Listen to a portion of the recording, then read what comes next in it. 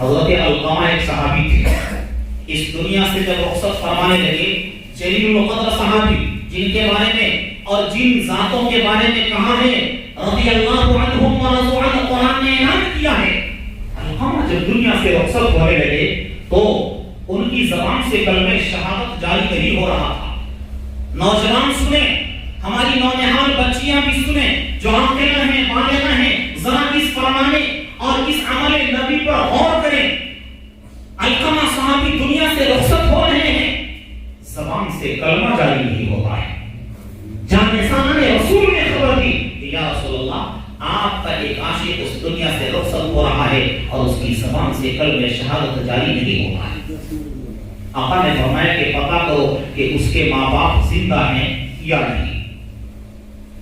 جب پتہ لگوایا گیا تو پتہ لگا کہ صرف بوڑھی ماں زندہ ہے۔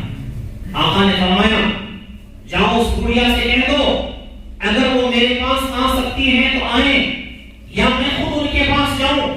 اس بوڑھی اماں نے کہا کہ یا رسول اللہ فداہ ابی و امی، اے رسول اللہ صلی اللہ علیہ وسلم، آپ پر میرے ماں باپ قربان، میری جان قربان، میں آپ کو تکلیف دینا روا نہیں کرتی، میں آپ کی خدمت میں خود ہی حاضر ہوں۔ وہ بڑھیا آپ کی خدمت میں حاضر ہوتی ہیں۔ آقا نے فرمایا کہ بوڑھی ماں بتا تو اپنے بیٹے سے راضی ہے یا ناراض؟ اس بڑھیا نے کہا کہ یا رسول اللہ میں اپنے بیٹے سے سخت ناراض ہوں۔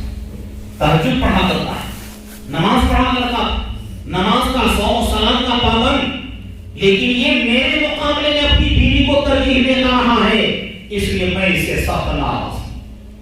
نوجوان ذرا اپنے ماں باپ اور اپنی زندگی کا موازنہ کریں کہ آج ہم اپنے ماں باپ کے ساتھ کیا برتاؤ کر رہے ہیں، شریعت کیا کرتی ہے، سنت کیا کرتی ہے، آقا کی سیرت ہمیں کیا تعلیم دیتی ہے۔ یہ مسجدیں درسگاہ نبوت ہیں، آپ کو یہاں سے کیا سیکھنا ہے، اپنے علماء سے، اپنے ائمہ سے آپ کو کیا حاصل کرنا ہے۔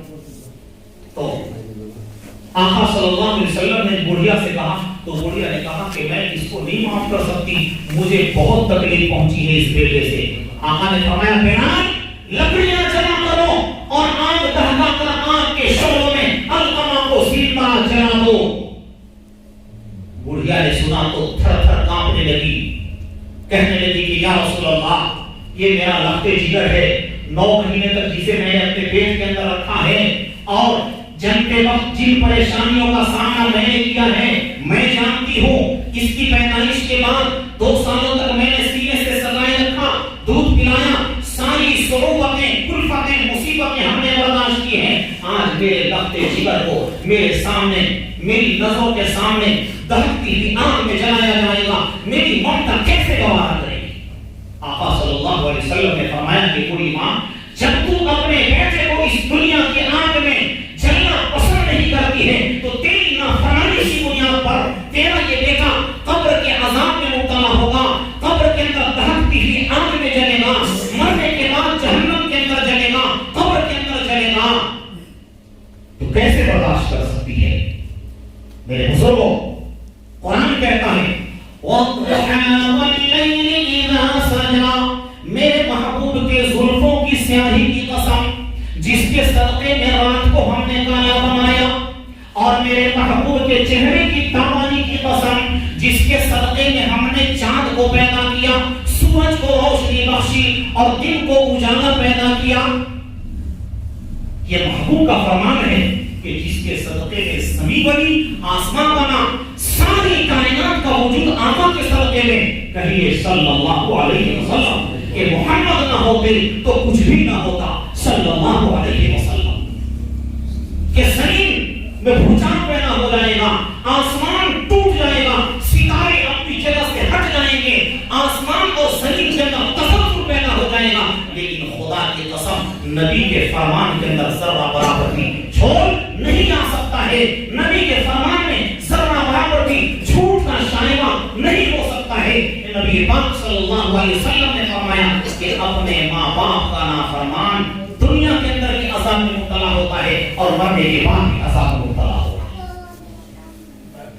تو جب آقا صلی اللہ علیہ وسلم نے یہ فرمایا، اس بڑھیا نے کہا کہ یا رسول اللہ آپ گواہ رہیے کہ میں اپنے بیٹے کے قصور کو معاف کرتی ہوں۔ جب اس بڑھیا نے اپنے بیٹے کے قصور کو معاف کیا تو آقا نے فرمایا کہ جاؤ دیکھو علقمہ کی زبان پر کلمہ جاری ہوا یا نہیں. لوگوں نے پتہ لگایا تو پتہ چلا کہ جیسے ہی اس کی ماں نے ان کی ماں نے ان کی غلطی کو معاف کیا ویسے ہی ان کی زبان پر اشہد ان لا الہ الا اللہ و اشہد ان محمدا عبدہ و رسولہ جاری ہو گیا اور علقمہ رضی اللہ عنہ دنیا سے کلمے کے ساتھ رخصت ہو جاتے ہیں. یہ کن کا حال ہے؟ یہ صحابی رسول کا حال ہے. صحابی رسول کا حال ہے کہ ماں باپ کی ہلکی سی تکلیف کی بنیاد پر اتنی بڑی سزا میں گرفتار ہونا پڑ رہا ہے. میرے بھائیوں ہمارا اور آپ کا کیا حال ہوگا؟ ہمارا اور آپ کا کیا حال ہوگا؟ مسجدوں کی تربیت یہ کہتی ہے, فضائل کی تعلیم کے حلقے یہ کہتے ہیں کہ ماں باپ کی فرما برداری کو بھی سیکھو. میری ماں اور بہنوں پردہ نشین خواتین اسلام جہاں تک میری باتیں جا رہی ہوں, آپ بھی کسی کی بیٹیاں ہیں, آپ کی مائیں ہیں, آپ کے والد ہیں اور میرے نوجوانوں آپ کے ماں باپ ہیں.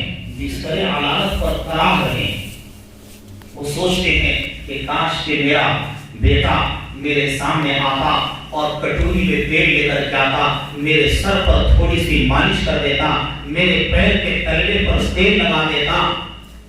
باپ خواہش مند ہوتا ہے, بیٹا اپ ٹو ڈیٹ, وہ سوچتا ہے کہ میری توہین ہو جائے. توہین نہیں, ماں باپ کو محبت کی نظر سے دیکھنا ایک خرچ مقبول کا سوال ہوتا ہے.